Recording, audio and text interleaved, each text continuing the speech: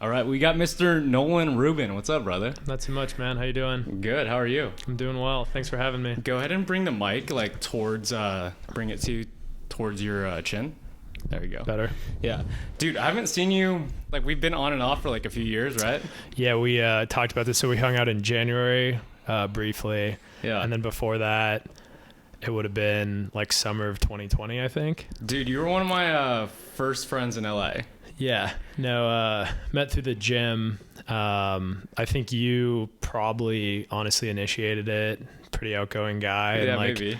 talked about books or something. And then, Yeah, that's one thing. Like, you don't meet a lot of people who read anymore, you know? yeah. And one thing that like I think I gravitated towards you from the very beginning was it Jordan Peterson's 12 Rules for Life? Yeah, we talked about, I know, like several books, and then it was like investing stuff, and ended up realizing we knew a couple of the same people from like Fresno. Yeah, I think you got me into my first investments, like the S&P 500. That was basically it. Yeah, it's like probably a good one to start with, right? Yeah. Not like a financial master, but Yeah, it's like that's where a top lot of 500 people start, companies, yeah. and like it's kind of a safe bet, right? Yeah. What got you into, I guess, reading as well as personal training as well as investing? So let's start with like reading and investing. Yeah, that's I think tough. So I like definitely read as a kid, and I remember Yeah. like parents were like, hey, every book you read as a child will like give you $1. So I'm like, okay, that's a good deal. What do you mean?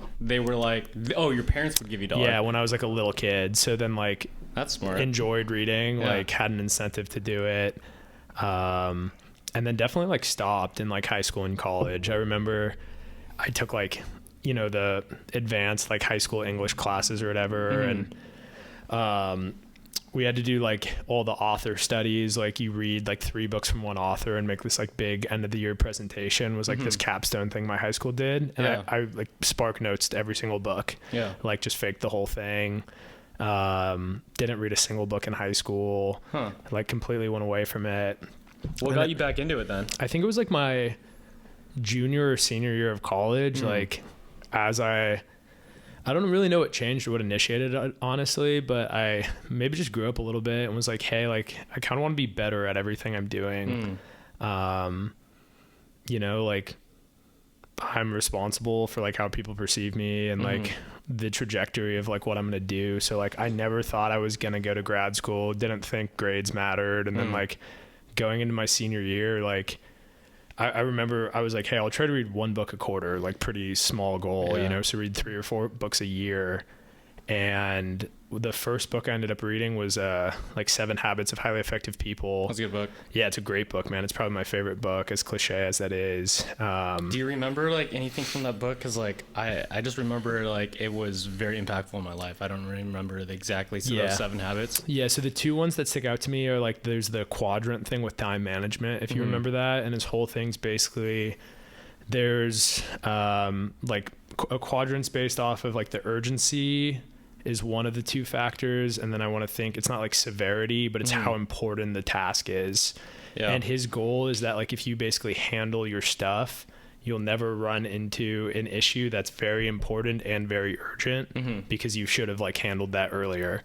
Yeah. So I was like, okay, that's like mind blowing for me, right? As like a 22-year-old kid just trying to figure it out. Sure. I think that's just a good perspective on life in terms of like make things that are important done right away versus waiting for them until they're an emergency, like later down the road. Yeah, so it was like that, and then the only other thing off the top of my head I can tell you was like the whole like intro to the book before it even like gets into like the 7 principle or the, you know, the 7 rules or whatever is basically like, hey, you should be like married to principles about like who you are, like the things that define your life. And he gave like a bunch of counter examples, like the people who are married to the work, people who are like the girlfriend guy, like who put all of these things like as the number one thing in their life, rather than just like these like these principles that you like won't alter, that like define who you are. And if you just apply those to everything else, like all the other stuff will like handle itself. What are some of those principles that you defined in your own life? I mean, this is like the ultra cliche, right? But and it means different things to everyone. Sure. But like I think, and it's like a big thing with work. Like they say, it's like the number one rule is like try to be a good dude, right? Yeah. Like if you try to do good not like rub the fewest amount of people the wrong way. Like just someone asks something of you, like if you can do it and help them out, like why wouldn't you? Yeah. Like I think I hear that like counter advice to that so often nowadays, and even from like some like very influential thought leaders are like, hey, like you got to learn how to say no. Like you got to like prioritize yourself. You got to take care of yourself. And like, I hate that. Why? Because it's like, if I have the capacity to help somebody else, what higher calling is there in life? Like to take care of someone else, as long as it doesn't stretch me so thin that I'm like damaging myself. Yeah. But at the same time, and maybe this is like the beauty of how I've spent my last like 4 years and like the caliber of people I've got to be around with, like how physically and mentally tough and like giving some of the people I've been around are like giving up an hour of sleep for myself really isn't that big of a sacrifice if it's like driving my friend to the airport. Sure. Because that like social investment, like just showing them like what I would do for them or how much they mean to me or whatever, that probably pays bigger dividends than like, hey, the hour of sleep I lost on. Sure. Right. Or even just what it means to myself, like what type of person I feel like I'm becoming or being. Yeah. So I don't know. I think about that quite a bit because like, in terms of personal training for me, like I felt like at one point in my life, like this last year, that I was helping other people get better at the expense of myself not getting better, and there's like a fine line right there because like say your friend asks you to take him to the airport, cool. But like, then he comes back and, hey, can you help me move in? Yeah. And do all these other things. And you're like, I want to, where's that fine line to draw? Yeah, that's true. I think like also some of it is like you're doing me a solid. Like, so Nate is housing us, me and one other buddy, tonight. Shouts out Shane. What's up? Yeah. He's in the background there. Housing me and a buddy, overnight for a concert. But it's like, you've came and crashed with me before, right? Oh, 100%. And like, that's like what a friendship should look like. Like naturally, if I have a friend who like, hey, can you drive me to the airport, doesn't Venmo me for gas, like wouldn't ever actually help me, right? Like, and then it's like over and over and over again, you're like, all right, maybe that person like isn't even a friend. So if you choose your friends better, like I feel like the perfect like ideal thing is like, oh, I would like go out of my way for this person, they would go out of their way for me, right? 100%. Reciprocity. Yeah. I'm not gonna try to say it. Yeah, this is definitely a thing. I think it's important to just be kind to people because it makes the world like a better place. Yeah. Yeah, no, for sure. I mean, yeah, the whole question, I guess, right, came from like, what are the like, principles that you're dedicated to, like the Stephen Covey thing that like dictate your life. And I said like, be a good dude, which is cliche, but like, is it though? Like, if you break down that, like, that statement, there's a lot deeper meaning behind it. Yeah. What do you call it for, you said like growing up, you never really thought grades mattered. And then like, as you like transferred to college, you just wanted to learn more and become a better dude. Yeah. Right. And, for me, it was like the opposite. Like I grew up always thinking that grades were everything. Yeah. Right. And that they define who you are, then define the type of person you are, the type of student you are, like all the above.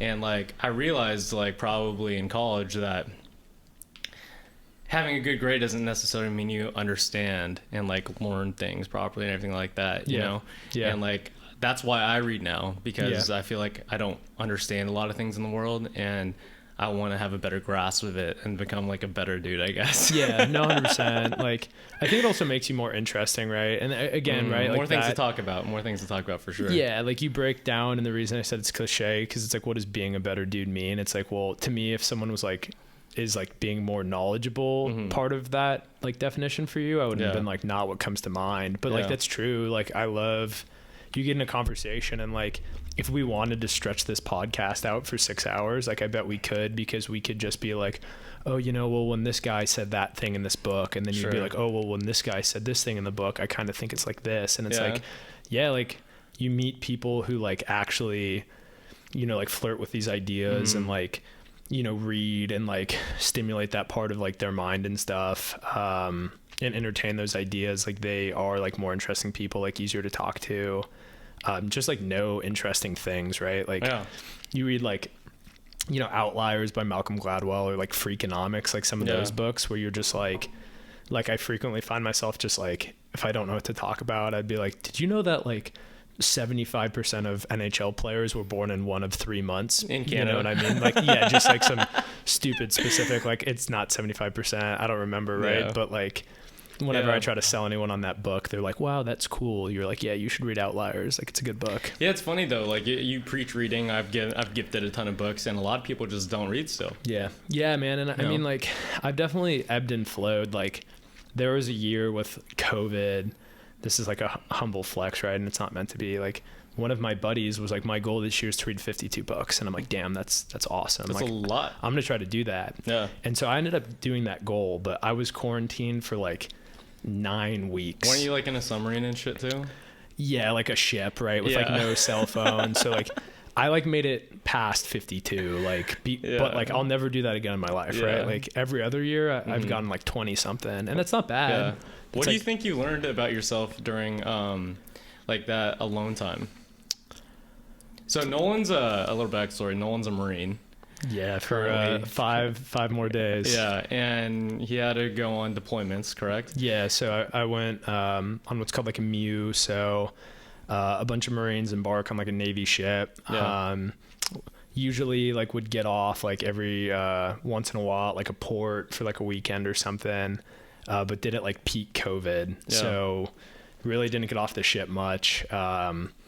And so, I mean, it's like not really great internet connectivity, like not a lot of connection to the outside world besides like letters. Like you got a few good friends like that hopefully you get closer with throughout the deployment. Sure. But yeah, it's like the better part of like 8 months. So So like, what did you learn about that stuff during like that vast like alone time that you probably didn't get a ton of social interaction from like the outside world specifically? I mean, besides anyone else, besides your brothers and sisters who are like working with you. Dude, so people were like pretty different in like how they use their time, right? And it is interesting because it's like I think one of my biggest things in life is like I never want to like wish away like a season of my life, which is a really hard thing to do, and like definitely wish something. Away, I mean like waste. Yeah, or like so you are always like looking for that next best thing, right? Or like life will be better like once I like get the XYZ, promotion, or like once I do this move or whatever, right? And like that was the hardest time in my life to not do that, right? Because I was counting down days, and like I was counting up days like multiple times. Like I would be like, oh, how many days have I gone through? How many days left? Like when am I gonna get home, right? So like that was tough, man. Like just trying to find like the good. And I don't really even think, besides like some of the buddies I made who are like still very good friends, like there was too much like bright side.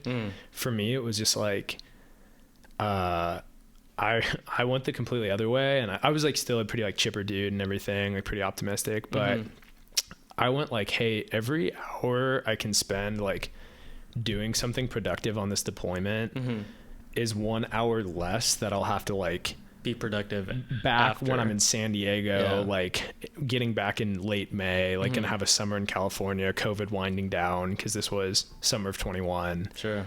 So like my big thing was I was studying for grad school admissions tests. Yeah. And so everyone was like, you're a psychopath. Cause like I would study pretty hard, but I was like, dude, do you think I want to study when I'm back in San Diego? Yeah. Like what's my next best alternative right now? Like I could watch some movie on my laptop and just like count down the days, or I could like get this done.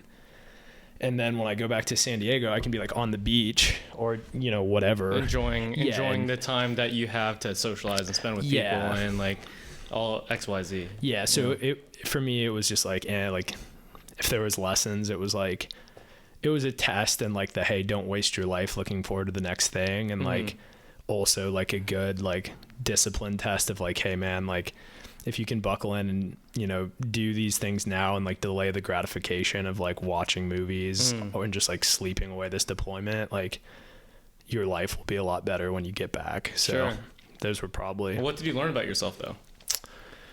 That I hate being idle, probably. Like, I think like time goes faster if you fill your days. So like, man, there was probably people who watch 2 or 3 movies every day for a 250 day deployment, right? Sheesh. So like you name a movie now, they've probably seen it, which is like cool because like I miss probably a lot of references that like those guys would catch. But yeah, well, we're over here naming off book quotes and they're naming off movie quotes. Yeah, no, I know. And I've seen like I would do like one movie every Sunday, and it was funny. Like that was like my treat for myself. And like you know, like basically what everyone does is they get these like hard drives, and like I don't know how it started, but like you get a hard drive, your buddy's got a hard drive from his buddy who just got back from a deployment. You plug them both into a laptop, and you can drag old like gigabytes or you know, of movies over, you know, to your hours, to your hard drive. So like I wouldn't even know what's on there. So I'd open it up and I'm like, dude, I got all of Game of Thrones. Like I got all this stuff, right? Like I could definitely pass the time if I wanted to. But I would do like every Sunday, I just like watch a movie, and it was like, what am I in the mood for? Like every time it was just like the biggest chick flick possible. Like, or, you know, just like some movie that had like nothing to do with the military, like not action. I was like, let's just like watch a chick flick or like a comedy and like decompress. But no, man, like, I just tried to be like as busy as possible. And, yeah, dude. I mean, like being idle and being stuck alone with your thoughts and just like being to your own devices is like can be kind of scary sometimes. Yeah. And I feel like you learn the most about yourself like in those times as well. Yeah, which like that sounds bad then because I'm like, no, I was running from that like super hard. Like, but I mean, there's good to that, right? Like that's why people meditate and like or pray or like whatever their like quiet still time is. But I think like, I don't know what it is about myself, but if I do that more than like the like 15 minutes of restorative, like sit here and do, you know, meditation or whatever, I'm like, dude, I feel like a slug. Like I just don't feel good. Yeah. So that's weird because like a lot of people who do that and take that alone time and do pray and do like meditate for like, I don't know, like 30 minutes to like a couple hours, like that, they feel like replenished. Restored. They feel better. Yeah. I don't know. Yeah, like I've never really, I got into meditating for a little bit, but like I feel like going on a run or a hike and like does a lot more for me, and like you're active and your brain is like moving. Dude, the most like at peace like I ever was in that sense was like I think every once in a while I would like, do you remember like student activity center pool at like UCLA? It was like outdoors. It's like 100%. Sunny LA and everything. I would just like lap swim there.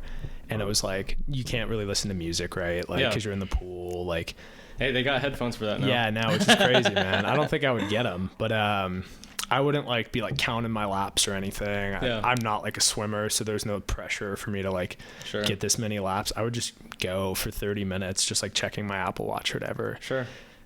And there's just nothing to think about. Just like swimming, not really too uncomfortable. I feel like that's the biggest thing about like meditating and those things as well. Like you're trying to stay as present as possible. Yeah, and I just am not good at it. So like I might as well kill two birds with one stone and like get some exercise. Yeah. What got you into investing? Because I started for the first time probably when I was around 20, and you're the only dude who like really was like already investing at the time I was like trying to invest. Right. Yeah, dude. So there was, I think like the second book I probably read, like that first was like 7 Habits. I think that I maybe made it to like 5 or 6 books senior year. And it was like, I really, you know, I was a psychology major in undergrad. Like I knew I was going to commission in the Marine Corps. Like, so knew I wasn't going like a business route. And like initially it was like a physiology major, like thought I really wanted to like keep going like the personal training route or do like a human performance thing or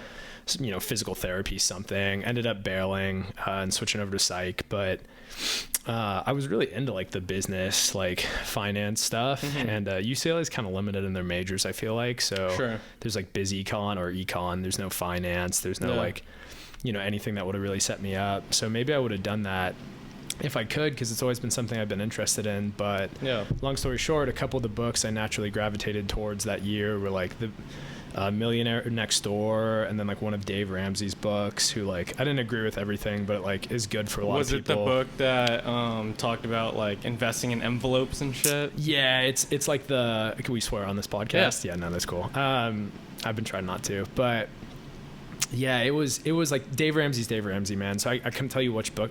Total Money Makeover, maybe. It's like the classic, but you know, good for a lot of people, but like you know, like the, hey, don't use credit cards thing and like don't build a credit score. It's like, well, I think if you can do all of those things responsibly and disciplined, yeah, there's perks, right? Like it's optimized because like I get cash back from my cards. Like you get I have points a credit score to use for flights and XYZ. Yeah, there's people who like really do well. Like they have 4 different Amexes. Like some of my friends, because like, you know, Amex like waives the like fee for their like nice cards if you're military. Sure. So they get like Amex Gold, Amex Platinum, like whatever other Amex there is. I went out to dinner with my buddy who's a dentist in the Navy, and the card that I pay $550 a year for, he gets it for free. Yeah, yeah, dude. And so it's like I did the Platinum, and I'm gonna cancel it in September now that I'm getting out probably. Yeah. I mean, it's definitely worth it if you travel. Oh, yeah, if you use it. And I just don't that much right now, so maybe I bring it back one day. Like, it doesn't affect your credit because it's a charge card, but and it's not my oldest line of credit. But long story short, so there's dudes who, like, have, like, 4 different Amexes or whatever. They pay for everything. They get everyone to Venmo them, and they, like, take all their flights on points. Like, they're getting all this cash back, like, doing all this good stuff. And I'm like, dude, that makes sense. If that guy's not in debt, right? Yeah, there's this one dude on the podcast. He has his own show called George Goes Everywhere. Yeah. And he basically goes to a different city in every state and does like cool things on less than $100. Yeah. And including that, it's the flight. And the flight's zero because he uses points. He just uses credit card churning. Yeah. Yeah. And which is dope. That's wild to do, you know? Yeah. But, like, people obviously make it work, so it's just like, okay, like, you know, I think, like, reading's cool, and, like, what everyone is scared to do these days is, like, read and listen to things they disagree with, but it's, like, I think it's, like, an Aristotle quote of, like, the mark of an educated mind is to be able to hear and, like, entertain an opinion and not accept it or something. Like, it's a hard paraphrase, but he's not here to take, you know, get revenge on me or anything, so it's fine. Like, I can misquote him. He's an old guy, but, the other part of that too is like when you have a conversation with people, like to be willing to know that you might be wrong. Oh yeah, no, 100%. Like take some risks, right? Yeah. But yeah, I mean, long story short, like, so you can read a book and not agree with everything. Like, doesn't mean everything Dave Ramsey says sucks. It just means like I know myself. I know I can have a credit card and use it responsibly. Yeah. But what got you into investing? So I guess like I read that, and then like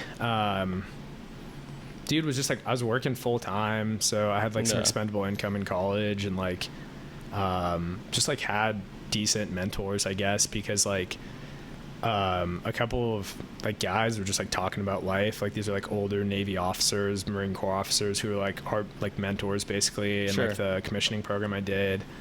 And they were just like, yeah, like if you're making money, you should probably start investing it. I was like, okay. And then just like, oh, so military got you like military mentors? Probably, man. Maybe? Like I definitely wasn't invested in anything before college. So like it must have started in college. So I want to say it was them. And then like I probably had like 2 or 3 conversations with one of my really good friends' dads, who's like professionally, he's like a financial manager, like, he advises people, financial advisor, there we go.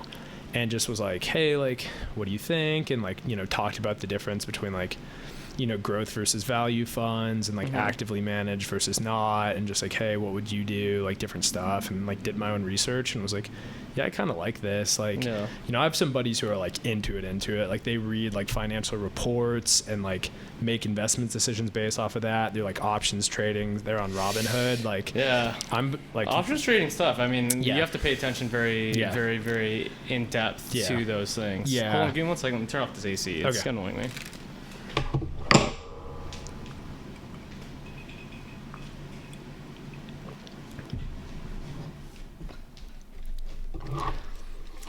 Yeah, and so I'd say, like, truth be told, I'm somewhere in between that, right? Where it's like, I don't do options trading. Like, I don't.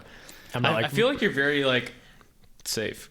I mean, like I feel like it's not like that. My risk tolerance is super low, in the sense that like the market is getting crushed right now, right? And I'm like, I understand that that's awesome for me, right? Because I'm just buying at a cheap price, a discounted price. So like I'm not like the, you know, someone like unfortunately out there fundamentally doesn't understand, like put their tail between their legs and sold out of all their positions at a loss right now. A lot of people. Yeah, and like I don't have like that type of low risk tolerance, but like I don't want to like buy a $600 option, like fail to exercise it because, you know, wasn't in the money or whatever. Yeah. And then like, I was like, shit, like I could have just bought S&P and then like, even if it's like a 6% compound interest for the rest of my life, like how much would have that $600 been? Like, so I'm just like, dude, like, compounding interest is just, a lot of people don't understand how fast it can grow over time. Yeah.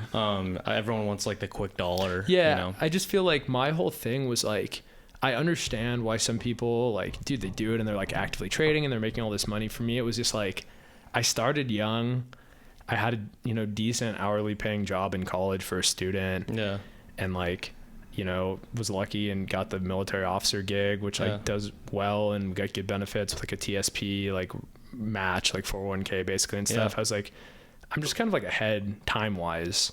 So I don't have to do anything like, you know, crazy and like be super risky. Like I can just kind of like hit all the widgets of like, hey, big American, small American, international. Like, well, even at this point too, though, like there's even a lot of people like our age who haven't started investing yet, you know, and like those, I don't know, few $1,000s that we put in when we're like in our early 20s could like compound extremely by the time we're 55, 60, you know? Yeah. Even just, I mean, like part of it's just unique to how old we are, I guess. And like, you know, there's someone out there who's going to watch this who's like a way bigger finance buff than me, who like knows the markets and like knows financial trends and is going to be like, this guy's an idiot. Sure. But like my point would be like just our like time that we've been adults, right? Like if you started investing, you know, in like 2017, 2018, like that period of growth up until like December of last year or whatever, huge. You know, say they bought the COVID dip, like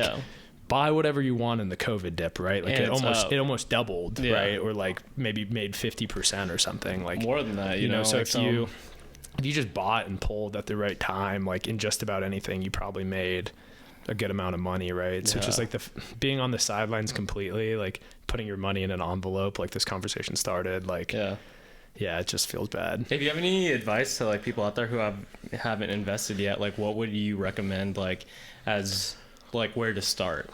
It goes back to reading, man. What was like the Ramit Sethi book that we read? I Will Teach You to Be Rich. Yeah, corny ass title, guys. Corny ass title, but like I think like a lot of my friends who like, dude, you gotta, and I think that's like a lousy answer in a way, right? Because it's like, well, why wouldn't you just break down the book for them? It's like, because if someone won't read a book, how like they're not gonna follow through with this thing, right? To actually start the account, to invest the money, like. But his whole thing was basically like, and there's people who will tear this apart too. His whole thing's basically like, hey, pick a life cycle fund, which is like, it's a target date fund. Yeah, exactly. So basically it's like for us, I guess I was born in 95. So I'd be 65 around retirement age in 2050.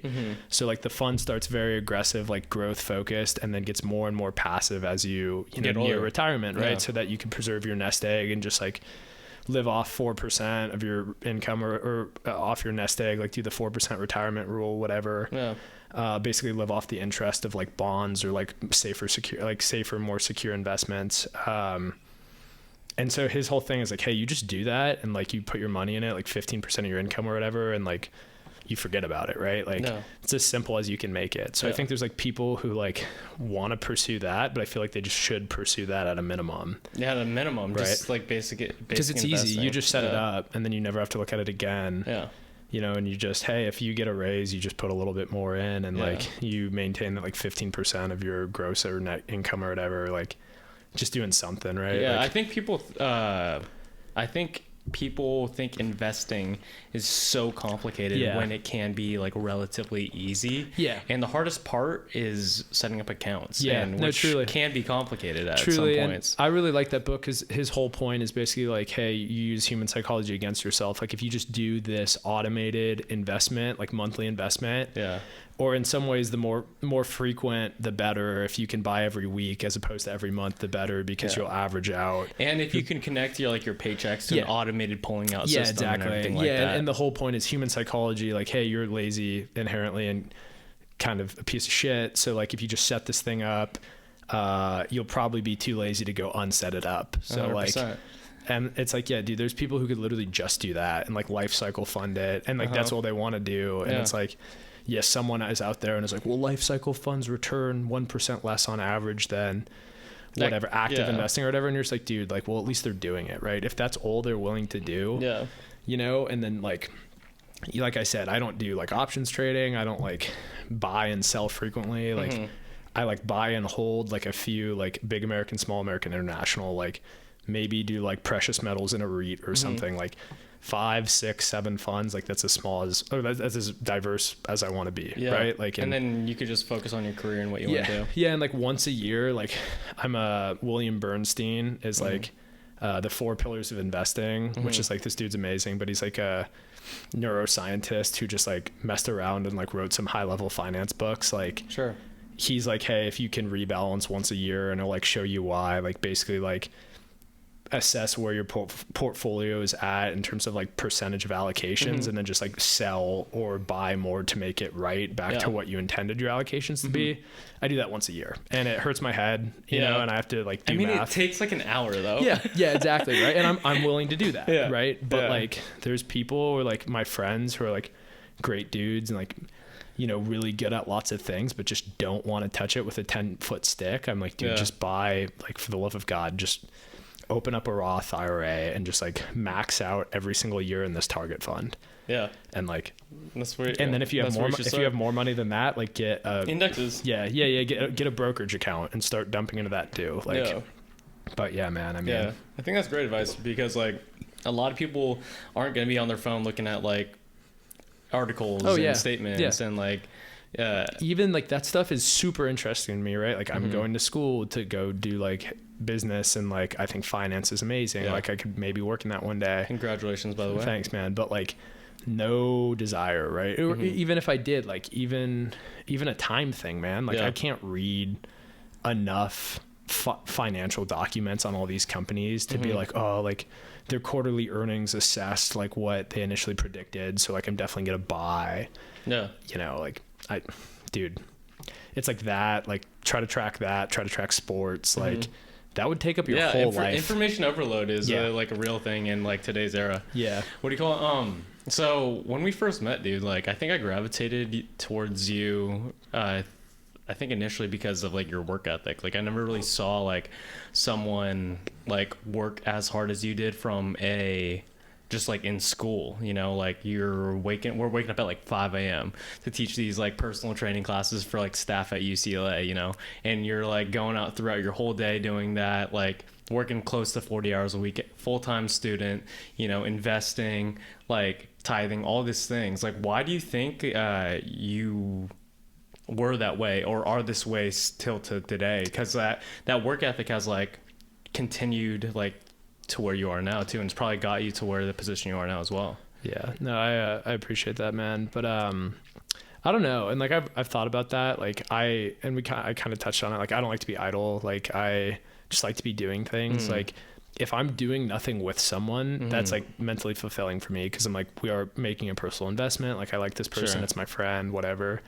But like if I'm not, dude, I'll like, me and Shane talked about this again, but like if I'm not like doing anything, like I'll get myself in trouble in the sense that I'm like, I might as well go to jiu-jitsu again today, and like end up like overtraining, or like you know, work out when I shouldn't, or like overcommit. Like I'm definitely more guilty of that than I am of like wasting time. I mean, I would like, dude, it's always like dangerous, because like you'll like create these narratives around your own life to like, you know, check on boxes in your head and like justify what you do and stuff. Like I would like to think it's because like I believe in like personal responsibility, and like the more every person can contribute to themselves, to other people, to society at large, like the better. So I'm like trying to do that in like an idealist like sense. I think that's like a really cute. Do you think it was like background narrative at all? Yeah, for sure. I mean, like how you grew up and stuff? Yeah, like I definitely like had to work hard in high school, and like, I mean, even like before that, like played a lot of sports, like took hard classes. Like I think just like if you work a lot, if like you work hard, it gets easier. You know what I mean? Because then you're just used to it. Like, you know, in high school, like I worked in high school, like once I was old enough to. So it was like, I don't know, if you like go, you know, high school's what? Like it's a lot of school. We forget, like when we're in like, I think high school was harder than when we're in college, we forget, because we're like, oh dude, like I got an 8 a.m. It was like, dude, I think I had a 6 a.m. weightlifting class for football. I'm pretty sure I had like a 6 or 7 a.m. weightlifting class. And then we had like 8 a.m. through 3 p.m. And then we had football from like 3:30 to 5. And then I'd work from like 6 to close, which was like 9. Yeah. And then I would like do homework. Yeah. Right. And I guess, I don't know, I just never lost that. Yeah. Because like, I don't know if it's like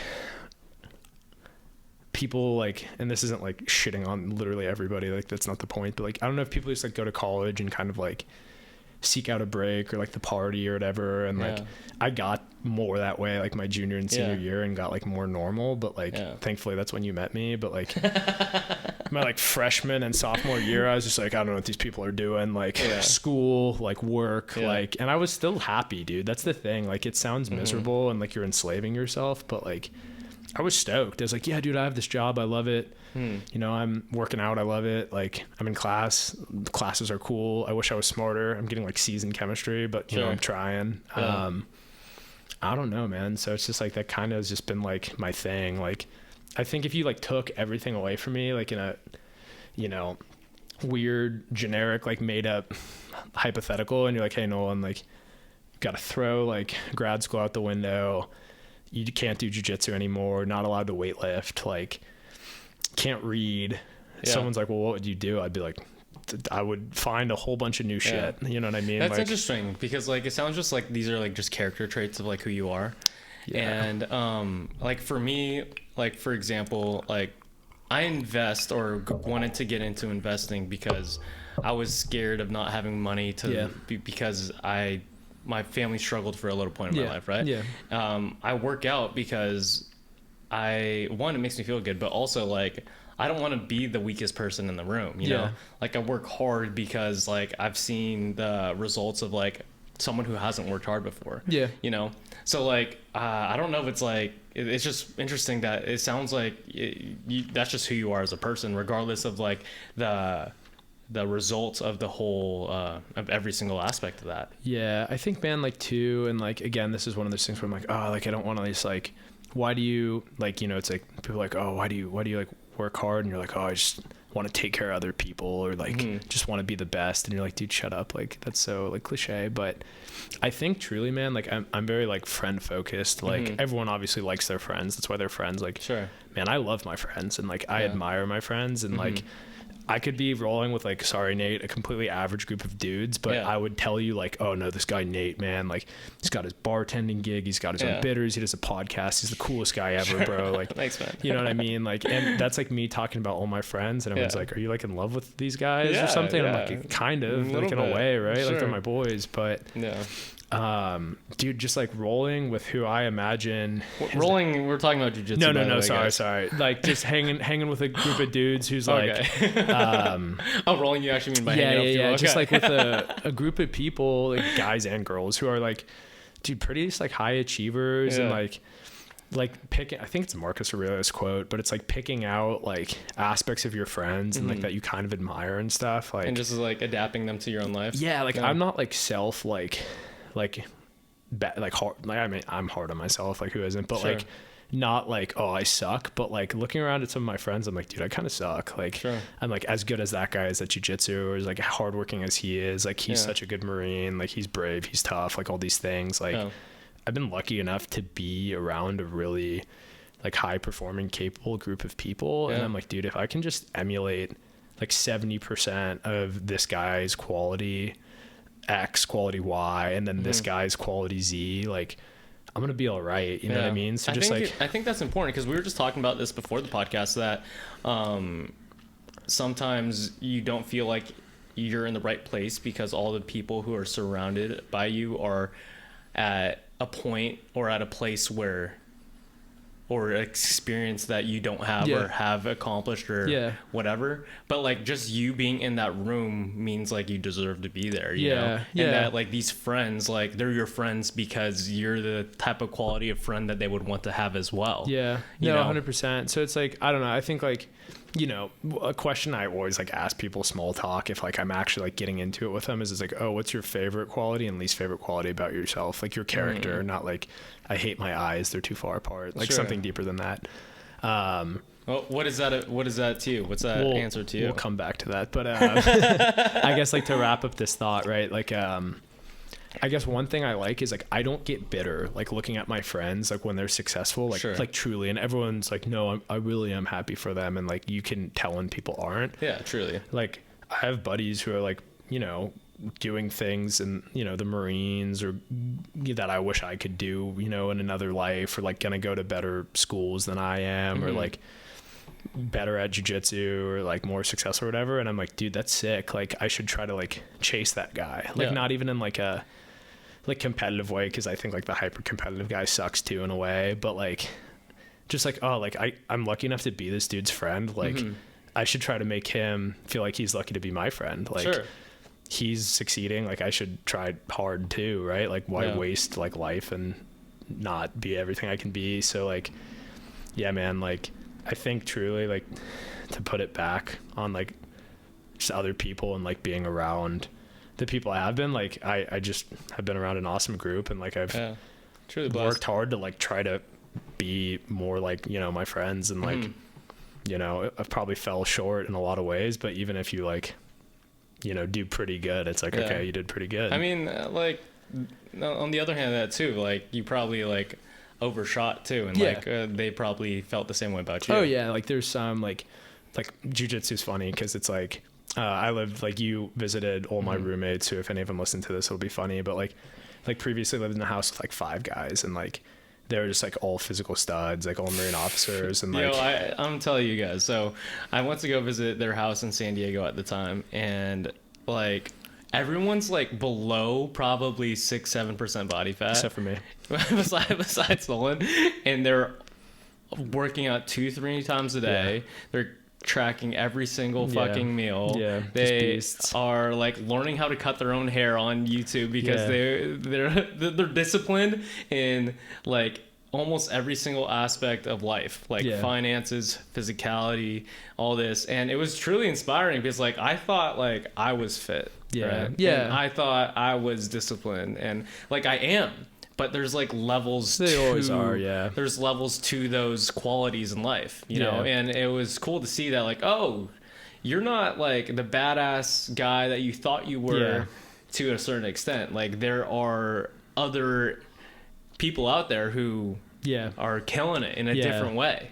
No, it's just funny because it's like, okay, so like those guys are all like so much more fit than me, but it's like, hey, you invest a bunch of your physical fitness hours into jiu-jitsu, right? Which like, so it's like, hey man, like you probably take those guys to the mat and like things will go well for you, but like, you went to their world and you try to go on a run with them or do a CrossFit workout, like you're gonna get smoked. Like people invest their times differently and value different things, man. And it's like, you can like look at your friends and be like, oh, like, you know, secretly bitter that this dude's better at CrossFit than you, or you can just be like, oh, cool, like that's someone I can learn from. Like, even if I don't want to be better at CrossFit, like this guy can probably teach me something about physical fitness, right? So I think that's just like a good, I don't know, man, a good mentality, I hope. Like, that's what I've been going with for a while. You can't be really good at everything, you know? And I feel like you're getting pretty good at jiu-jitsu. How did you get into jiu-jitsu? I would like say that I'm aggressively okay at jiu-jitsu, but dude, so I got compared to me, you're great. I got into jiu-jitsu in like the most indirect way. So like one of the Marine Corps schools I really wanted to go to, like which I ended up not going to, like did some grappling, and I was like, you know what, is that like wrestling, or is grappling? It was basically, they did submission grappling, so like they don't call it jiu-jitsu, but they did jiu-jitsu, so it's similar. Like, and like maybe they would do some striking, and like so I'm like, hey man, like the more mat hours I put in now, like the better prepared for that'll be. So I was like, why not like start? So it was like senior year at UCLA, so like 2018. Did you take the UCLA Jiu-Jitsu class? And it's like there's like an intro. The intro class. And it's like, dude, it's like an hour 2 times a week. Like you maybe do like 1 5-minute round. And it's just so funny because like you talk to, it's like now, you know, like I'm a new purple belt, and you like look back at like white belts and like try to give them advice, and I'm like, jiu-jitsu gets easier, bro. Like I promise. Like I was so tired from that 1 5-minute round, because it's like me and this, you know, other dude who's like an army guy would like fight like we were trying to kill each other, bro. Like it was like Saving Private Ryan, like there's a knife between us and we're like grappling for it type of thing. dead after a 5-minute round. You're like heaving. Yeah. Like I'm like, what's wrong with me? I could go on like a 10-mile run, but I can't last through a 5-minute jiu-jitsu round. Yeah, dude. I used to go to like Saturday open mats at UCLA, and me and my buddy Harry would just be wrecked. And we're like, you and Harry got after it, bro. Yeah, bro. And it's like we were just like every muscle was flexed intense the whole round. Yeah. You know, and like I was like, I'm an in shape guy. Like I was running, you know, pretty good mile times. Yeah. Like, what's going on? And it's just like, dude, it's just different. But like, I'm like, it gets easier because you just chill. Yeah. Like, you look at like really good guys and they're like barely breathing hard, and you're like, yeah, like that's different. But how long have you done jiu-jitsu now? So 4-ish years, a little more than that maybe. Okay. Like 4 and change. I started in 2018, like the year we graduated. What has jiu-jitsu taught you about life? Dude, I think the best thing about jiu-jitsu, and like it's cliche in a way again, like a lot of things, but like you get in crappy positions, dude, and like jiu-jitsu sucks when you're losing. Sure. Right? Like, you know, you have a bad run or whatever, and like you know, maybe you beat yourself up, or like you don't have a great workout, you just didn't feel that strong that day. Like, okay, what'd you do? You took some weight off the bar. Mm-hmm. You had a bad day at jiu-jitsu, like some dude passed your guard, it hurt, and then he got into side control where it hurt, and then he mounted you, which hurt, and then he took your back, and then he choked you out, which hurt, and you didn't want to tap, but you tapped because you were going to go to sleep if you didn't. Which hurt. Yeah, and it hurt your pride too, right? So you're just like, okay, man, like jiu-jitsu's hard, and like being in tough positions where freaking hot and you're wearing like a gi, like a traditional the traditional gis are like suit, like thick, and like he's wearing a gi, and he's still like, wearing Jocko gis. I have I think a gi from him, but it's blue, and right now we're all white, so I can't wear it at my gym, but it's all good. But yeah, dude, and he's like sweating on your face, and you're just like getting smashed, and you can barely breathe. That's the one thing about jiu-jitsu that's like weird. It's like you have to be okay with other people's bodily fluids. Oh yeah, yeah, dude. I think like going forward one day and being like a father and like taking care of a baby and everything, I'll be like, dude, I don't care. Like the amount of times I've been like rolling and I'm like, is that a hair like in my mouth, right? Like I don't know where that came from. Like or like let someone drip their sweat into your open eyeball, and I like, know, you know what I mean? Like, and just being like, that's part of it. Like definitely makes you a better man in a weird way. But long story short, I think like being in those positions and having to just like relax and be like, hey man, what can I do here to improve my situation, right? Like, well, I can get like my arm under his chin and like give myself some space to breathe, and then maybe I can get my other arm on his hip, and then maybe I can wedge my knee, you know, on his far hip, and I can escape side control and get my guard back. And like then like now we're back in a neutral position, and like having like, for lack of a better word, like we'll use a better word, the heart to like keep fighting through that. You know what I mean? And maybe like, oh, I almost lost, but now I'm going to try to win, or like be a little tougher. Like that's like, dude, there's a lot of parallels to life. Like I don't have to draw them. Like you can get through a hard situation and like, you know, come out on top type of thing. I feel like that's with like most physical activity, but like jiu-jitsu is a little bit different because like if you're working out, it's like against yourself or against weight. And it's like, you have someone else who's like trying to choke you. Right? So it's like, you know, you go on a run and you like hit that wall a little bit where you're like tired or like your legs hurt. It's you versus you, or you versus the run. Dude, when you're tired and some dude isn't and he's exerting his will on you, that sucks. Like not saying like, hey dude, the running sucks, weightlifting, like you do anything to like your full physical potential, like you break yourself off, it sucks. But like there's a special level of suck where like, hey dude, you're the most tired you've ever been. Cool, I'm behind you trying to choke you. Like that is not good, right? It's a different level. It's like, imagine if you guys haven't done jiu-jitsu and like say you're a good runner, right? And you're running to the point where like you're exhausted. Imagine that exhausted feeling and then someone trying to choke you out. Yeah, like the other guy might not be tired, which sucks. And like you don't know, like I think about that when I roll. Like I try to wear like a poker face, you know what I mean? Like I try to not take deep breaths or like show dudes how tired I am or anything, because like I'm out there heaving, bro. Yeah. No, I know. Sometimes I am too. I think it was like we had a pretty tough practice last night, and it was like between rounds I like pulled out a trash can and like stood over it for a little bit and was like, well, whoever I roll with next definitely knows now that I'm feeling it, right? So but yeah, I mean, I think there's like That's obviously the big one, is like being comfortable in uncomfortable situations. Like, dude, if you're a good partner, you learn how to roll with anyone. Like, you roll with your partners when they're hurt. I rolled with a child last night, right? Like, I let him tap me out. Like, he did all the right things, and he got to mount, and then he put on a good Ezekiel choke, and I was like, dude, the kid's 13. Like, that's solid. Sure, I could like sweep him because I'm 27 and then like just rip his arm off my neck, but I'm like, why? He did everything right. Like, then I tapped him out right after, you know, to show him that like, hey man, like, we're being cool, and like, I'm letting you work, type of thing. Like, you don't want him to get big headed as a child, but sure. You know, you roll with women, you roll with people who just came back from injuries. Like, it's all those things. And like, it just, I don't know, makes you a better person. Like, consider somebody else, take care of somebody else. I need to go back to jiu-jitsu. This is making me I don't romanticize it. I don't know, man. There's good and there's bad for sure. I mean, like, I think those are some of the bigger things there for sure. And like, dude, the humility thing's big too, because like, you lose a sports game and like, it looks a little different no matter what sport you play. I didn't play any individual sports, man. I played baseball and football, and like, I could have a great game. Like, as an offensive lineman, I could pancake somebody on every single play. All the other offensive linemen could suck and get tackled, and like, or they could suck and not make their blocks, or and guys get tackled. Losing, we get our butts kicked. The defense sucks that game, even though the offense did good, we lose. And in my head, like, I know I had a good game. I'm sad we lost, but like, I'm like, at least I played well. Like, I have like some solace in that.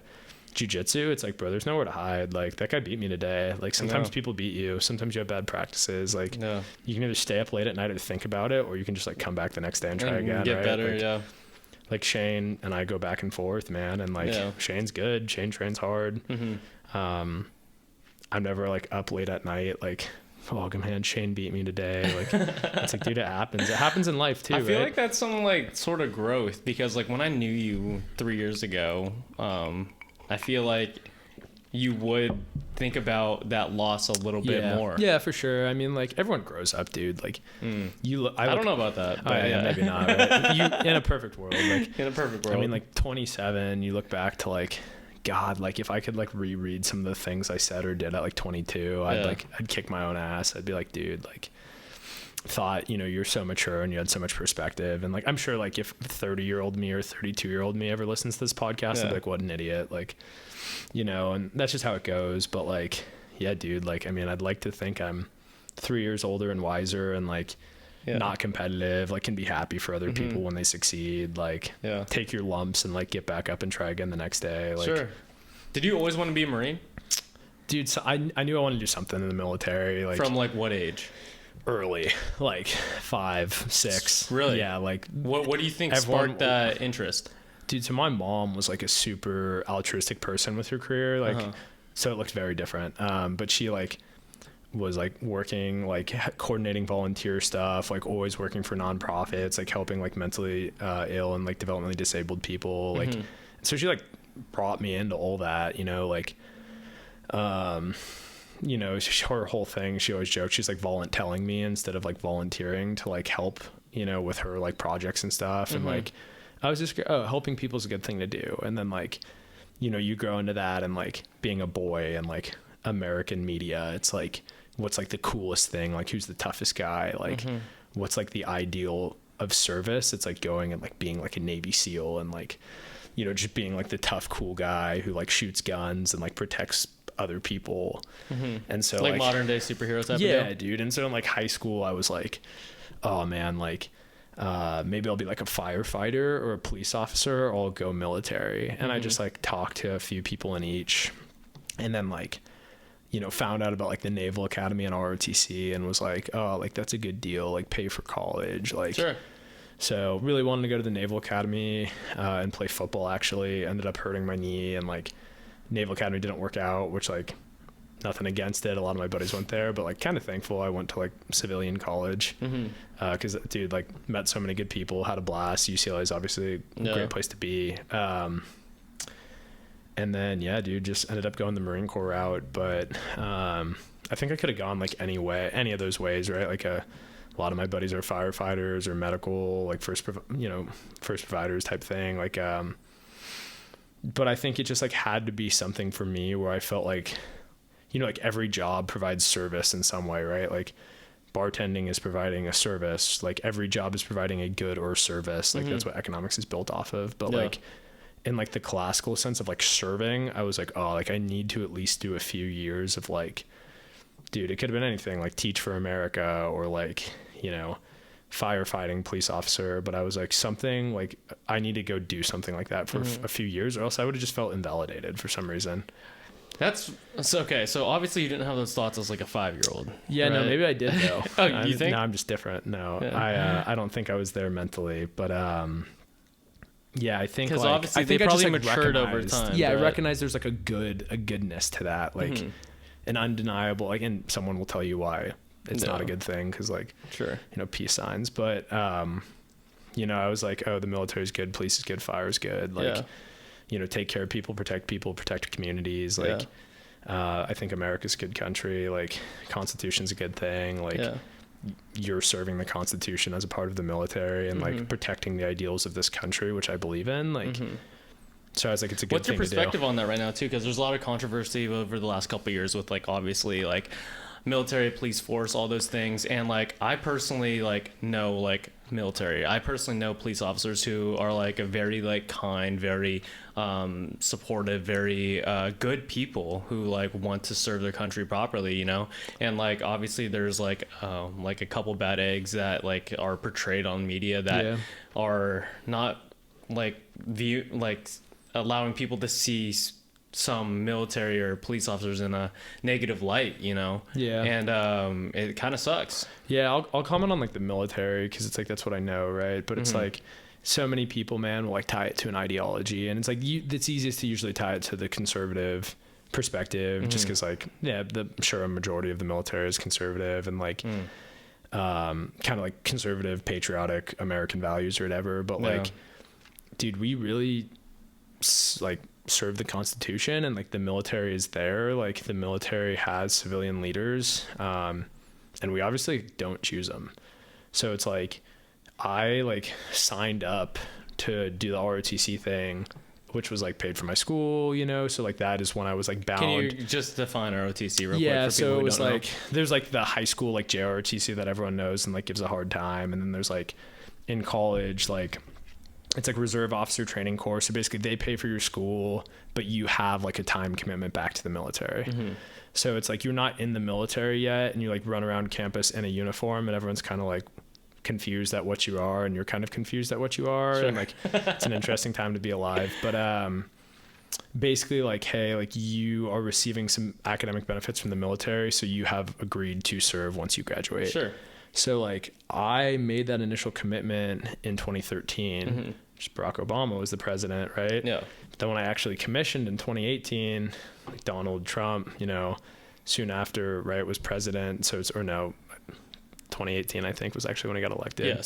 I'm showing my ignorance here. I'm not a huge political follower. But yeah, dude, so like all the people who are then like booing you, like, oh, you're just like an arm of like this president that I don't like. I'm like, I made these decisions under a president you were probably thrilled about. Right? And it makes no difference to me, because like as long as they're lawful orders, I'm gonna go carry them out, right? Like so I like try to stay as apolitical as possible. Well, that was my job. And like people will like say like, you know, and obviously I'm in like a very reflective place because I'm like leaving the Marine Corps forever in 5 days. But people like tie it to an ideology or whatever else. But it's like most of the people I know joined for really good reasons that were apolitical. And like for me, I'm never like, oh, like, yeah, man, like proud that I was a Marine officer under Donald Trump. It's like, no, dude, I don't care. Like I knew I was going to be a Marine officer. Like I didn't know who was going to be the president. I know what the ideals in the Constitution are that I would defend and stand for.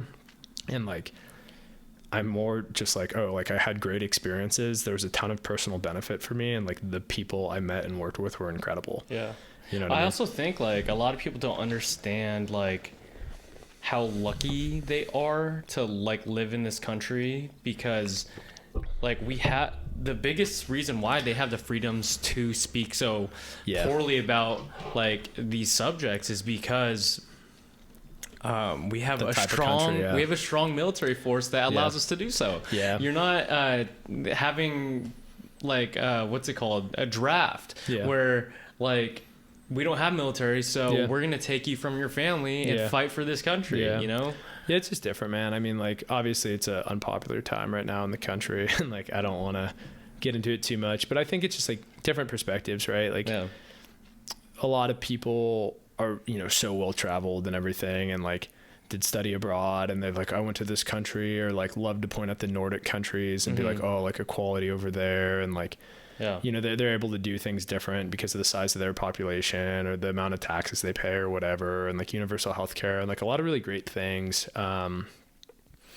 that, you know, maybe aren't a reality in America. Well, it's like, dude, all of my travel experiences, like I've been to airports in Ireland and Bulgaria, but I've only been to Kuwait, Oman, the UAE, you know, and like Guam, briefly Japan, like have just like not hit like most of like the, you know, like greatest countries. Like I've been like, oh, like Oman, like you should read into like their human rights, or like not to like, I don't know if this podcast goes viral and I have a whole country after me, but like, like things are different over there. We'll put it like that. And like people can read into it how they want to. And like, you know, I don't know, man, like the thing I've learned, and like, at least the thing I like to believe about other people is like, most people believe what they believe politically for the right reasons. At least I like to think that about other people. Like, I think that's accurate. You know, like, I think people search for what they already believe in. Yeah, that's true. Like confirmation bias. I just think like, I really don't want to like use specific examples because I don't want to get myself in trouble. But, you know, people love to say like, maybe people do something or make a certain law to control other people's rights or something. And it's like, I think most people's reasons that they present are authentic. Like I think they think they're doing the right thing, you know, and I think people, it's easier for them to believe that the other side, like people do this in war all the time, right? Like if you go back and you look at like World War II comics of how we betrayed the Japanese and the Germans, like it's easier just to believe the worst about your opposition. Sure. To make it easier to fight them, right? Whether that's a literal fight or like a intellectual disagreement. So that's a good example. So it's like people, you know, people are like, oh, well, like, hey, the big one right now is pro-life or pro-choice, right? So it's like, they're this because of X awful reason, not because they truly think what they're representing is the right thing to do morally. Sure. And it's like, I assume most of my friends who disagree with me politically, like, believe what they believe for the right reasons, and like still see people in a good light. So it's like, which is kind of hard to do. Like, I mean, like I agree with you. I feel like I see people in like the best light that there is, and they're doing the things they're doing because of the best intention. But there are a lot of people, especially nowadays, that just like automatically are not seeing people in the best light because they disagree with them. You know?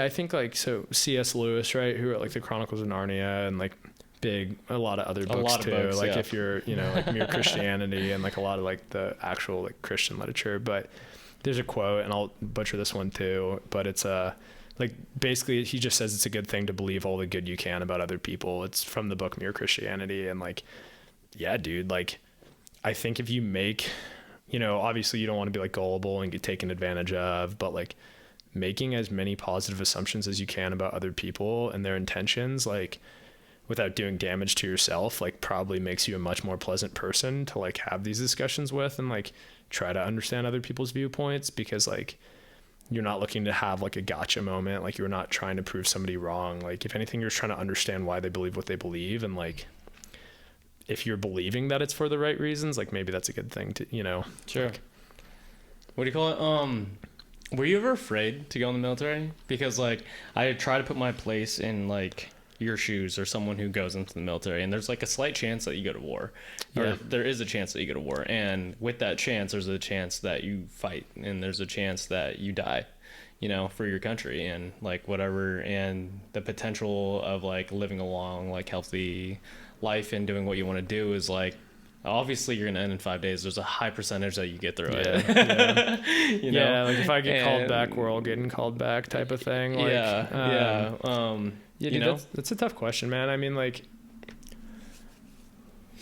I think like, I mean, you definitely thought about it, right? Yeah. And like, you know, like I'm like a religious person, so it was like, not like, hey, screw it, I don't care what happens. Like obviously, like, you know, your human brain wants to keep you alive, and it's like why you panic when you're underwater, and like, you know, all these things that your body is naturally hardwired to try to keep you alive. Like, so yeah, thoughts of death are uncomfortable, and like, you know, I am comforted by like my religious beliefs and everything, but yeah, man, I mean, like, I never was like in like any like hardcore like scary situations, like where like I really had to think about that. But, you know, like on deployment, like if there was like talks of us like possibly like going and doing something, like that thought goes across, you know, in your mind, and maybe you even get butterflies, but like you're like, oh dude, like, yeah, I'm sure that's a horribly scary thing once you're there. But like, I think most of like the harder situations I've been in like people I've listened to, who I've looked up to, who've talked about it, are like, dude, if you can just like stay outwardly focused, this is like in anything, right? Like you're cold, you're tired, you're trying to take care of your family, like you're in military training, or like running, you know, a team sport or something. Like if you can just focus on like taking care of other people and not be so inwardly focused, like it helps with that fear or those feelings, right? So like that was really easy to do as an officer, because that was like kind of my job, right? So it's like, oh, if I think I'm a little scared, it's like, well, I need to think about like my guys, like, and how to keep them from not like emotionally like deteriorating in that manner. Are they ready too? Like, so it's like, you know, your whole job as a platoon commander, which is awesome, is like, is my platoon as ready as it can be? Like, and if it's not, like, what are we working on every day to change that? So it's like, you know, making sure like, hey, you have like not like a nurse, but it's like a medic basically in your platoon, and I'm like, every single day, like, you need to be training these dudes in first aid. Like, could save your life, it could save my life, it could save their lives, right? Like, we need to be talking about like our primary job, like so I was an artillery officer, so it's like, how do we shoot artillery? Like, you know, our secondary job, if we do like a provisional infantry mission, like, how do we do infantry stuff? Like, if we have to get off helicopters, like, we need to coordinate training with the air wing, like, let us practice running off the back of a helicopter so we set up proper security. Like, let's run through all of these things. Like, let's focus as much as we can on preparation, so we, like, you know, I can take care of these dudes, and like just like take the focus off myself. And like, it's what I tried to do. Like, had I ever been somewhere where like shit hit the fan, like, yeah, I'm sure I would have been nervous, right? I'm nervous every time I roll in jiu-jitsu, man. Like, it's like, it's a lot less stakes, right? But it's hand-to-hand combat. You can get hurt. I've torn my elbow rolling. I've broken a couple fingers. Like, you can get hurt. There's like, you want to avoid pain. Like, you know, you want to avoid losing. Like, so there's like anxiety there. But it's kind of like, you know, same thing with like football. Like, I'd be so nervous like during the national anthem, and then like the first play happened and I got to hit someone, and I was like, I'm locked in. Like, I'm good. So I kind of always hoped if something happened, like, it would be like that. Oh, that's interesting. Yeah. Like, I'm sure like, you know, the flight or drive-in or whatever, I'm like, you know, butterflies. And then like once stuff starts, it's like, hey, your training kicks in, adrenaline kicks in. And if you can just like focus on taking care of your boys, like, maybe it's not so bad. But I'll never find out at this rate. So, which is a good thing. I'm very happy about that. Yeah. I witnessed my first bar fight the other day, like right in front of me. This dude, like, full on, like, I was bartending. It was at my place, and full on sucker punches the dude. Like, tooth cuts the lip, like, fully. Like, it's separated. His lip's separated. Yeah. And do you have any like responsibility, like, as an employee to jump in, or is there like a you will not jump in? No. So like clause? That like. No, I don't know. Yeah, but like, you think they would go over that? well, no, you wouldn't, because this is in such a nice place. Like, you would never think this would happen in a place like this. And basically, similar to what you said, I was like, like, I want to go in to like stop this, but there's a chance that a fist like hits my face. I've gone, dude. Like, I am not like a hothead, like a fighter or anything, but like, I've gone punched trying to break up a lot of fights, like in like high school and college parties and stuff. Like, there's like a very strong chance like you'll get hit. Yeah. And that anxiety to think about it, like, versus like if you're in it, like, you're just in it. Yeah. You know, like, similar to what you're saying. You're definitely anxious before, man. And like, I got in like one grade school fight, so hopefully this isn't like what, you know, an employer goes back and watches one day and is like, we can't hire Nolan because he got in an 8th grade fight. But like, dude, I remember having like crazy butterflies because we knew it was going down, and like walked up to this kid and like the first punch got thrown and there's no more butterflies. Like, I've never had adrenaline like that in my life. Like being in like a first fist fight, and like, dude, it was so funny. It was at like a school dance in like 8th grade. So like, dude, like in my mind, like Stronger by Kanye West was playing in the background. like all these people, like, it was so funny, dude. Cause like, you know, it was like in the like Crank That by Soulja Boy, like era, where like everyone would get in the middle, where like two kids tried to do the dance type of thing, like 2009, 2010, 2008, 2009, maybe. And like, all these people, bro, it was a private school dance. Like all these people run in and like make a circle because they've never seen a fight before. Like, and all the like chaperones are like, oh, like, yeah, there's probably like, you know, they're cranking that Soulja Boy like kids do these days, right? So like, I thought I was gonna get like one punch in, man, and this thing went on for a minute. Like my plan went to shit. Like we were like fighting for a while, and some high school kid who was a chaperone finally ran in and like pulled me off and like separated us. And I was like, he's like, you good, man? Like, you calm down? I was like, yeah, man, like I'm good. Like, but that was sick. Like I've never had adrenaline like that before. So, but yeah, I think like all the anxiety is like leading up to it. And then like once you're in it, you're in it. Sure. So, yeah. What do you call it? So I've always admired like aspects of the military in terms of discipline, you know, like, all the crazy speeches that I'll like play in the gym, or a lot of them are by military people, like about like making your bed, about like just like waking up early, about having a perfect uniform, about like those like aspects that help other parts of like life, you know. And like, so what has like being a Marine like done for you in your life in terms of like characteristics? Yeah, dude. So I mean, I thought about this a lot, and like I've already talked a lot about like my friend group and everything. But like, dude, I thought about like, there's times where I'm just like, you know, in reflection, and like, you know, you chase like your ideal man, like the guy who you want to be, right? Like you have an ideal Nate out there who you're like, I would do anything I could. 100%. You know, like that is the man I want to be, and like. Mine is like, you know, the strong, tough guy who's also just a, you know, great person who takes care of other people and isn't like the macho strong guy, you know, like that people can count on. And I'm like, there's been times where I've fallen short of that. And like reflectively, I'm like, Nolan, on that day, it was super cold. You were being a bitch. And like your friends had to take care of you. And like you weren't the tough one. Yeah.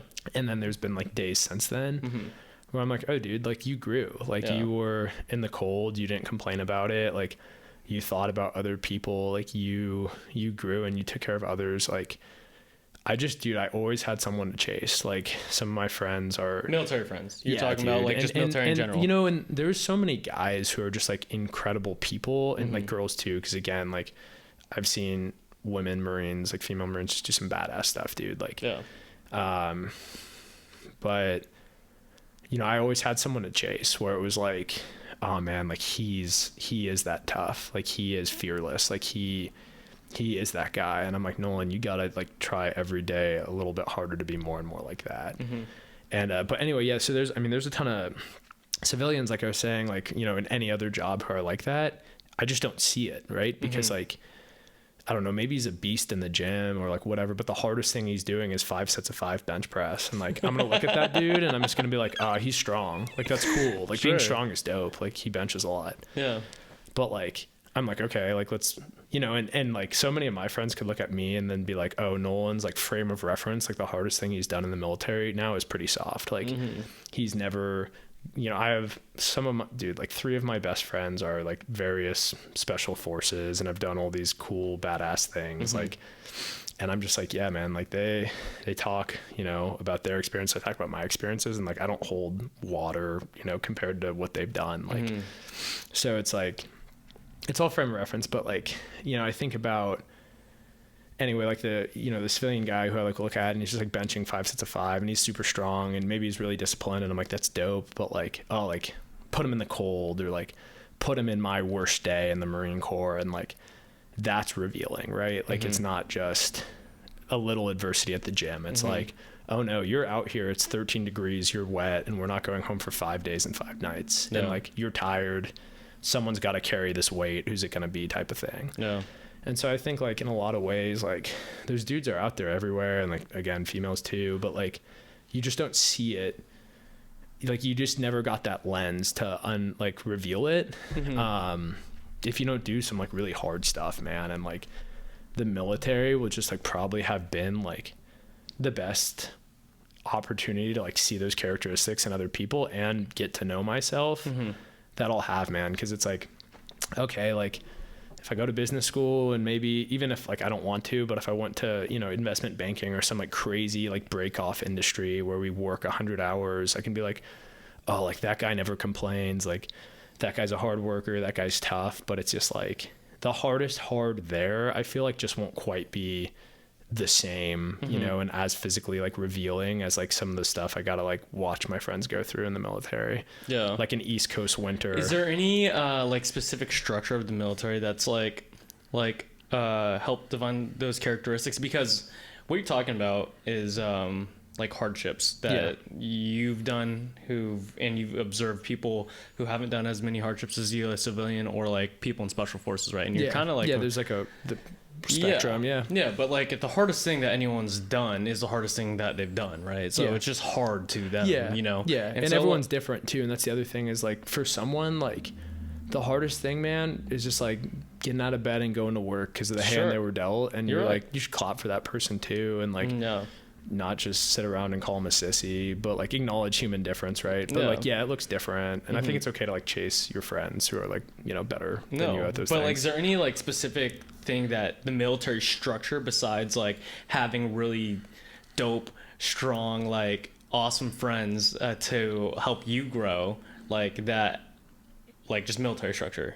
Yeah, dude, I mean, like I'm like a broken clock here, like getting repetitive, but like I mean, like as an officer, you're just told it's like not about you, dude. Like it's honestly awesome. It's also been one of the most annoying things ever, and like anyone who's like a platoon commander would like get this. Like you're like 23 years old and you get handed the reins of like, I was in charge of like 68 dudes at one point. That's a lot. You know what I mean? And then like, you like I was, you know, recently I was like the second in command is where I like finished my 4 years of like a battery, which is like 120 people. Sure. But none of them were really like my Marines. Like when you're a platoon commander, they're like in your platoon. Like, you know, when this kid's getting married, you know what barracks room he lives in, you inspect his barracks room. Like if something is wrong in his life, he comes and tells you, like you're supposed to like coach him through finances, like all these things. Right. And you're just like, it's about them. Like, and you don't, you know, you as a military officer, like you might not be making as much money, like you might, you know, not be changing the world as much as like some of your friends or like, you know, different things, but like the sheer amount of responsibility you have for like a pretty big group of people, and a lot of those people who like end up needing you really bad, just like make like, dude, either you're an asshole and you don't want to like help and you don't help as much as you could, or it makes you a better person. Because it's like, dude, 2 of my guys on deployment, like one of their dads passed away from COVID after 2 of his uncles had passed away from COVID. Shit. And another one's brother got killed in a drive-by. And like, dude, I was 23 with like my platoon sergeant, which is like my enlisted counterpart, and the chaplain who like probably should have been the one to like help us break the news is like, oh, like you want to tell these guys? And I'm like, bro, I'm like 24 years old. Like, I don't know if I'm like ready to, you know, like tell this guy that his brother just got murdered, but like, yeah, I guess I'll take a whack at it. Like, that's like kind of heavy for like super heavy, like a 24-year-old. Right. And like for anybody. Yeah. And then it becomes like, dude, it was me fighting like tooth and nail. Like, hey, we need to like get these guys like home. Like they need to be with their families. Like it was just all about taking care of them. Right. And so it's like, it's not like for the entire military, I guess, like what is preached to you. But I think like the unique thing about like being an officer was like nothing, like it's not about you. It's about taking care of other people. Like you should be outwardly focused constantly. Like, you know, the only internal thoughts you should have are like, how do I get better? Like, how do I be the best lieutenant I can to take care of my Marines? Yeah. And so it's like, I don't know. I resonated with that. Right. Like, cause then it's like, okay, like self-improvement, like check. And then like, everything else is literally like, hey, are my guys like being taken care of? Are they eating in the field? Do they have what they need to? Like, do they have the structure they need to? Right. Like, it's just not being nice to them. It's like, are they still working hard? Like, are they doing the things that they don't even realize that they need to be doing so that they're taken care of? Like, maybe they don't want to work out, but it's good for them. So it's like almost like being a parent. You're like, it sounds like you'd be a good dad, like, bro. hey, screw you, dude. You're going to the gym. Like you're getting kind of soft. Like I care about you, so you need to be working out. 100%. Like, what if do you have any advice to people who want to do the similar path that you did? So say like there's like a little 5-year-old Nolan out there, like who's like, like I wanna be this like modern day superhero. I wanna be that badass guy, but like I wanna figure out how to like still go to school and like get a degree and like where would they start? Obviously it's not gonna be at 5 years old, maybe they're 18 at the time. Like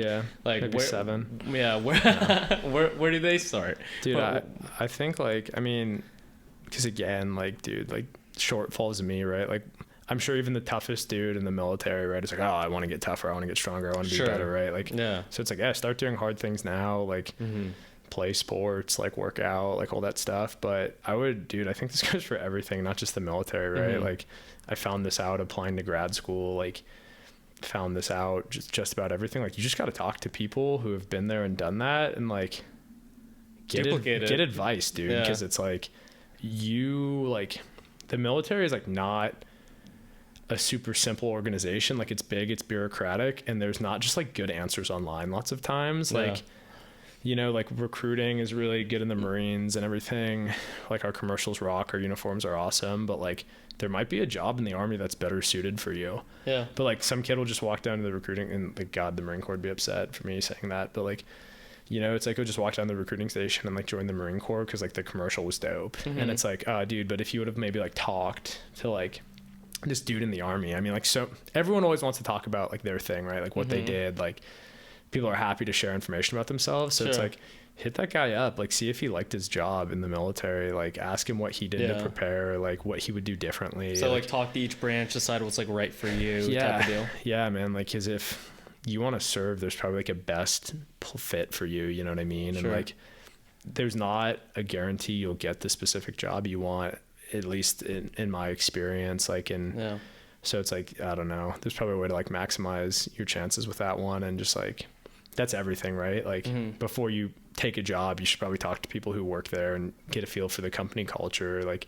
before you go to a school, you should probably talk to some alumni or some current students, like, you know.